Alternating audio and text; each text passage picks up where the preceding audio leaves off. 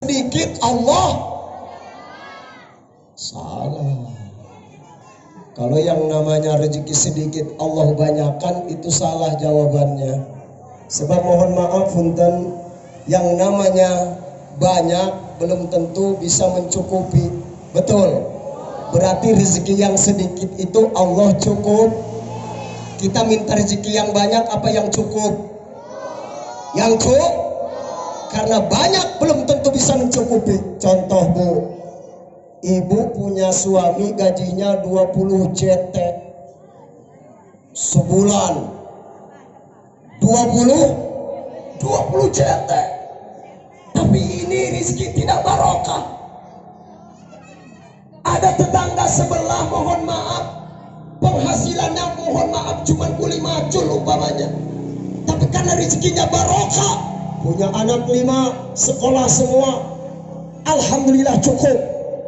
Tapi rezeki yang 20 juta sebulan itu tidak barokah.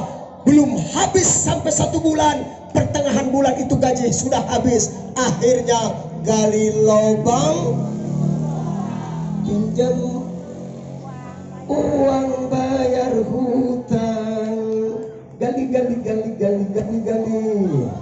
Ya, berarti rezeki itu pengen yang sedikit Allah cukup. Itu namanya barokah. Kita di sini semuanya mudah-mudahan sepulangnya dari tempat ini, hidup dan kehidupan kita diberkahi oleh Allah. Ya Rabbal. Satu. Yang kedua, pada malam hari ini kita sama-sama berkumpul, bermusafahah, bermuwajahah dalam rangka memperingati satu peristiwa yang sangat hebat, peristiwa yang sangat maha dahsyat, peristiwa yang sangat spektakuler, peristiwa yang sangat agung, dan peristiwa ini begitu sangat bersejarah. Di berbagai pelosok negeri, di berbagai pelosok kota, di berbagai pelosok daerah, di perkantoran, di perkampungan, di masjid-masjid, di musola, hari ini umat Islam memperingati, yaitu dilahirkannya seorang manusia yang besar, yang dibesarkan oleh yang maha besar.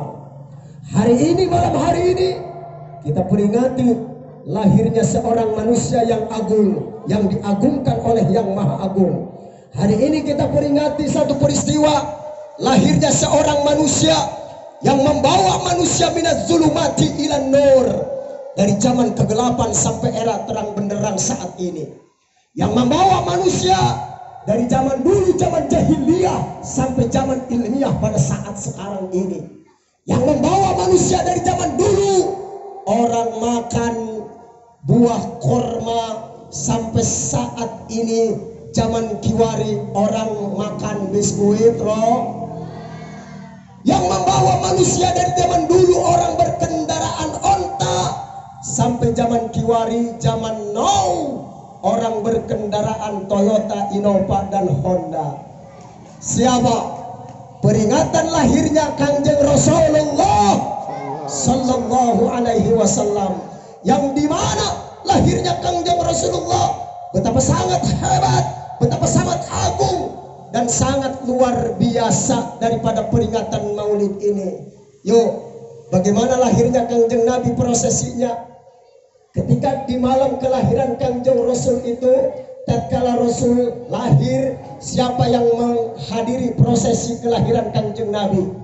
Di antaranya ketika Kanjeng Nabi lahir itu dihadiri oleh Siti Asia, yang kedua Siti Maryam, yang ketiga seluruh bidadari yang ada di dalam surga itu menyaksikan prosesi kelahiran Kanjeng Rasulullah Sallallahu Alaihi Wasallam. Mau bukti nggak? Mau buktinya apa tidak? Tadi saya katakan bahwa Kanjeng Rasul itu dihadiri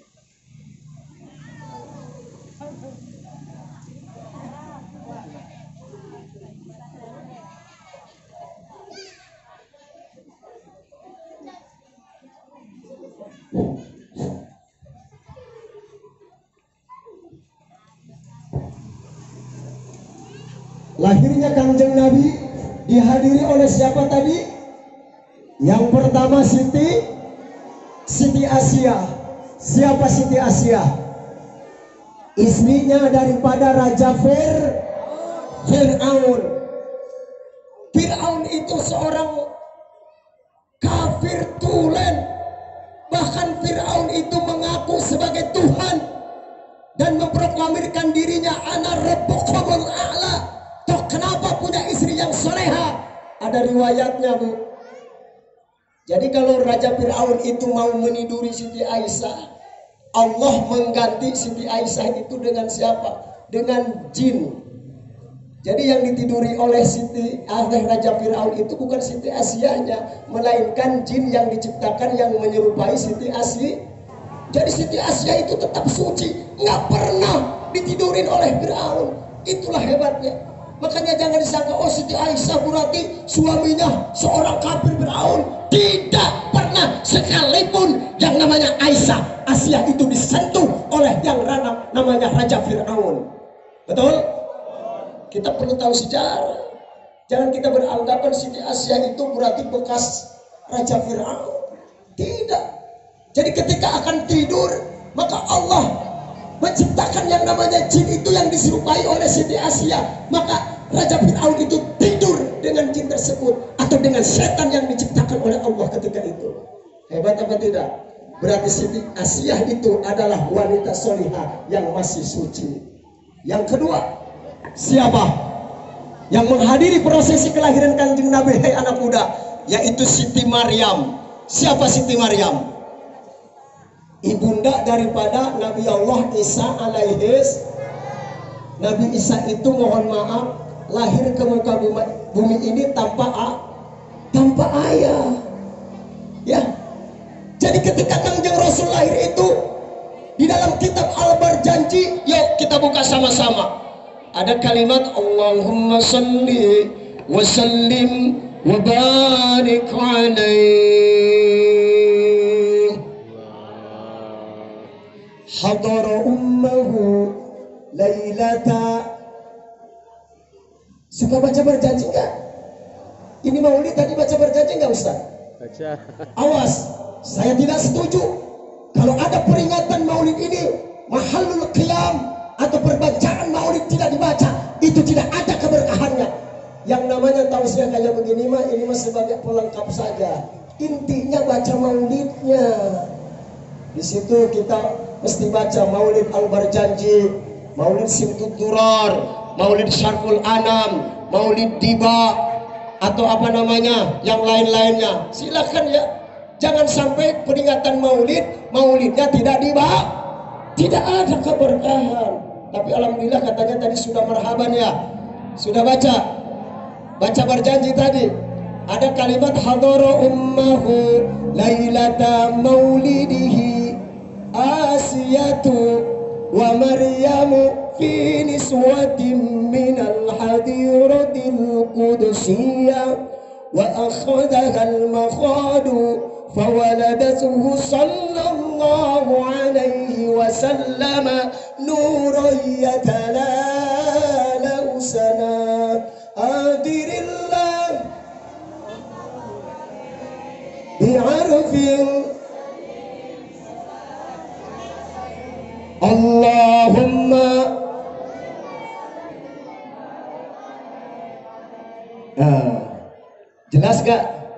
jelas gak dalilnya, keterangannya? Jadi hadara ummahu lailata maulidihi Asiyatu wa Maryamu fi niswatin minal hadiratil qudsiyah.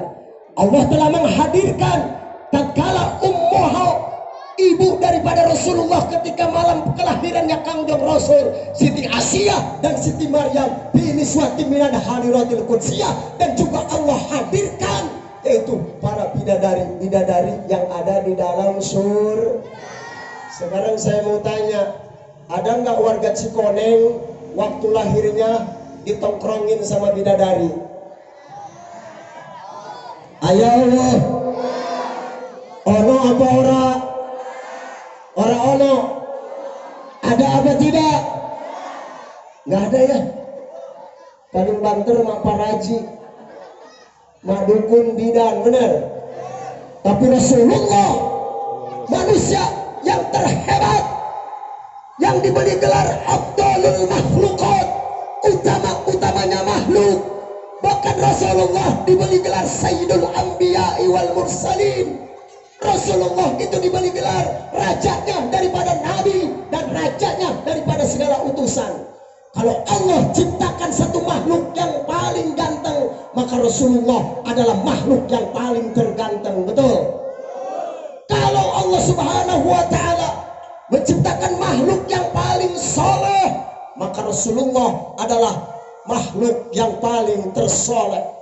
Kalau Allah ciptakan manusia yang paling tinggi ilmunya, akhlaknya, maka Rasulullah adalah orang yang paling tertinggi ilmunya dan tertinggi akhlaknya. Rasulullah adalah best of the best, king of the king. Hebat apa tidak? Makanya kenapa kita peringati nih lahirnya Kangjeng Nabi. Dengan memperingati maulid Nabi, mari kita tingkatkan iman dan takwa. Intinya adalah iman dan takwa. Cuma di sini ada pertanyaan. Kenapa sih Pak Ustadz setiap bulan Rabiul Awal umat Islam rame-rame memperingati maulid? Sementara dulu aja di zaman Kangjeng Nabi sahabat tidak ada peringatan maulid. Ada yang bertanya demikian. Bahkan ada yang membid'ahkan, yaitu memperingati maulid. Yuk, yang pertama sebagai apa? Yang pertama adalah sebagai bentuk daripada rasa syukur kita kepada Allah. Adanya kita itu karena adanya Rasulullah. Kalau nggak ada Rasulullah, nggak ada ente-ente orang ini, nggak ada yang namanya Uze Muda ini, nggak ada yang namanya Kiai Idris, nggak ada Kiai Saifuddin, nggak ada Pak RW, nggak ada Kampung Cikoneng, nggak ada Bogor, nggak ada Indonesia, nggak ada Amerika, nggak ada China, nggak ada Jepang. Kalau bukan karena adanya Rasulullah. Dalam hadis qudsi Allah Subhanahu wa ta'ala berfirman. Hadis qudsi itu firman Allah yang tidak termaktub, yang tidak tertulis dalam Al-Quran. Itu namanya hadis. Apa Allah katakan dalam hadis qudsinya? Laulaka lamma khalaqtul aflak. Kalau bukan karena engkau wahai Nabi, kata Allah, kalau bukan karena engkau wahai Rasul, kata Allah, tidak akan aku ciptakan makhluk-makhluk yang lainnya. Berarti adanya kita karena adanya Rasulullah. Apalagi Bu, yang mesti banyak bersyukur di lahirnya kannya Kangjeng Nabi itu ibu-ibu. Bu, apalagi yang mesti banyak bersyukur dilahirkannya Kangjeng Rasul itu kaum betul. Sebab kenapa? Dulu Bu, baheula dulu, tahu dulu, zaman jahiliyah dulu wanita itu tidak ada harganya. Percaya apa enggak? Wanita zaman dulu, zaman jahiliyah tidak ada harganya. Bahkan seorang lelaki berhak memiliki puluhan bahkan ratusan istri. Bahkan ada salah seorang laki-laki yang memiliki sampai 300 istri ketika itu. Boleh. Bayangin buka pemajikan di pikat 300. 300. Saya sempat berpikir begini dalam hati, kapan sempat pakai kolornya ya. Pemajikan lebih ke 300. Dulu zaman jahiliyah. Bahkan dulu mohon maaf, seorang anak itu zaman dulu zaman jahiliyah, ibunya ditinggal oleh ayahnya wafat, itu boleh dikawin. Nauzubillah min. Kita punya ibu kandung, bapak kita meninggal, kita boleh tidurin tuh ibu kita. Dulu zaman jahili sebelum Rasulullah Bahkan mohon maaf Bu, ketika ada seorang suami, istrinya mengandung, lalu istrinya ketika melahirkan, ternyata yang dilahirkan oleh istrinya itu seorang anak perempuan. Apa yang terjadi kepada seorang suami ketika mendengar dia tahu istrinya melahirkan seorang anak perempuan? Wajahnya merah padam, merasa terhina, merasa rendah, merasa terlecehkan karena istrinya melahirkan seorang anak perempuan. Lahirlah anak perempuan, dikubur hidup dulu.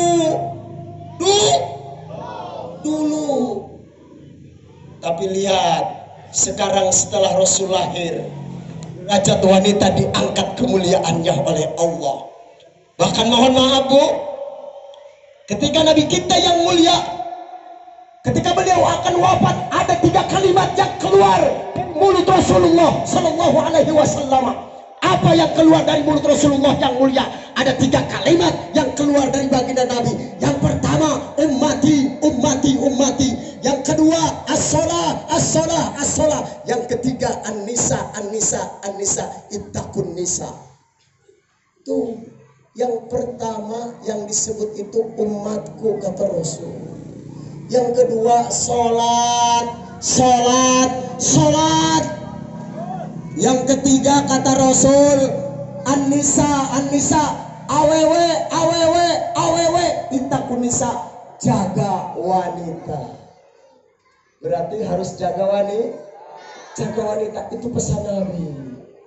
Hebat gak derajat wanita setelah Rasulullah? Bahkan dalam Al-Quran, mohon maaf saking mulianya seorang wanita, Al-Quran yang berjumlah 30 juz, 114 surah, 6.666 ayat, 73.674 kalimat. Ada satu surah yang namanya surah Apa maknanya? Wanita, wanita. Ada nggak dalam Al-Quran surah Ar-Rijal? Surah laki-laki. Ada apa tidak? Wanita yang ada dalam Al-Quran. Nih, kelima jari. Ini apa? Jari apa? Jari kelingking. Ini manis. Ini jari tengah. Jari telunjuk. Ini jempol atau ibu. Ibu jari. Kalau yang namanya ibu, laki apa perempuan? Lamun dina sampean osok disebut indung su, aja disebut bapak suku, disebut naga indung suku. Lamun namanya indung lelaki apa wawe Bu? Kalender tuh almanak. Setiap tanggal 21 April diperingati hari lahirnya Raden Ajeng Kartini. Ada nggak di kalender almanak diperingati hari lahirnya Raden Ajeng Kartono? Ayo Allah. Kalau yang namanya Kartini laki apa perempuan? Cewek lagi aja. Nih, sebentar lagi tanggal 22 Desember diperingati sebagai apa? Diperingati sebagai hari ini. Ada nggak di kalender almanak diperingati hari Bapak? Nggak ada hari Bapak. Yang suka ke Jakarta, di Terminal Cililitan, Pulau Gadung, Kalideres, ada mobil bis jurusan Jawa, itu namanya mobil Dewi Sri atau Sri Dewi, betul nggak? Ada nggak mobil Dewa Sri? Oh, kalau yang namanya Dewi, laki apa perempuan? Cewek. Setiap negara punya ibu kota. Jakarta dinamakan ibu. Ada nggak yang mengatakan Jakarta bapak kota? Bahkan kata Bang Haji Roma Irama dikatakan Jakarta ibu kota Indonesia. Jakarta kota kebanggaan kita. Jakarta ibu kota. Bener gak? Ada nggak Bang Haji orang mengubah lagu syairnya dengan Jakarta Bapak Kota? Ada nggak? Nggak ada. Hebat wanita, Bu. Hebat kah wanita? Masih kecil saya ingat tuh. Sekitar tahun 80-an ada lagu yang namanya lagu Ratapan Anak Tiri. Nah, saya masih ingat, masih kecil saya. Mau tahu nggak Bu lagunya, Bu? Ratapan Anak Tiri. Ibu tiri hanya cinta kepada ayahku saja. Bila ayah tak di sampingku, ku dinista dan dicaci bagai anak tak berbakti. Tiada menghirauku lagi, aduhai ibu tiriku, kasihanilah padaku bagai anakmu sendiri, agar dapat ku berbakti. Teng tereng tereng teng teng teng teng teng teng teng teng teng teng teng teng. Ada nggak lagu ini? Pernah dengar nggak? Tapi pernah nggak ini syairnya diubah lagunya menjadi Bapak Tere? Ayo lagu Bapak Tere. Ayah dia Uwa Tere. Uwa Tere ayat tuh. Bener gak coy? Oke bro, Uwa Tere ada, Bapak Tere Allah. Saking mulianya seorang ibu, mohon maaf Bu. Coba dari makanan. Tidak ada haran weh, Masya Allah. Hampir mayoritas itu didominasi oleh kaum ibu. Buras. Berarti ibu buras. Bugis. Bener tuh? Sok naon deui? Bubur. Aya pabur. Oh, pabur. Masya Allah. Sampai ke cilok, inci. Kalau inci kan bahasa Cina mah cewek ya. Cilok, cilor, cilung, cimol, ciduh. Ada yang bilang, oh apa sih namanya cilung? Aci digulung. Bener gak? Kalau cireng aci digoreng. Cimol aci dimual-mual kali. Udah. Ada bilang tadi ciduh, aci ada nggak palu? Palu nggak ada, kue palu. Saking hebatnya, coba sampai ke makanan diborong sama ibu-ibu. Betul? Betul apa tidak? Yo, saking mulianya derajat seorang ibu. Rasulullah Shallallahu Alaihi Wasallam mengabadikan dalam salah satu hadisnya, al jannatu tahta aqdamil ummahat, bahwa surga ada di bawah telapak kaki. Ada nggak nas dan Al-Quran dan hadis menerangkan surga ada di bawah telapak kaki bapak? Wal ayah, anu ayah di kaki bapak-bapak rorombeheun. Kalau muniangan rorombeheun tak dicokor bapak-bapak. Surga mah ada di bawah telapak kaki. Bahkan saking mulianya seorang ibu, diabadikan dalam hadis yang lain kata Rasulullah, al-mar'atu imadul bilad. Wanita adalah tiangnya negara. Ija soluhat solahal bilad. Baik wanita maka baik ini negara. Wa ija pasadal bilad. Rusaknya wanita maka rusaklah ini negara. Hei, kampung Cikoneng ini akan baik kalau wanitanya baik. Siapa yang bilang? Saya hanya menyampaikan. Ini Rasul. Kata Rasul kan almaratu imadul bilad.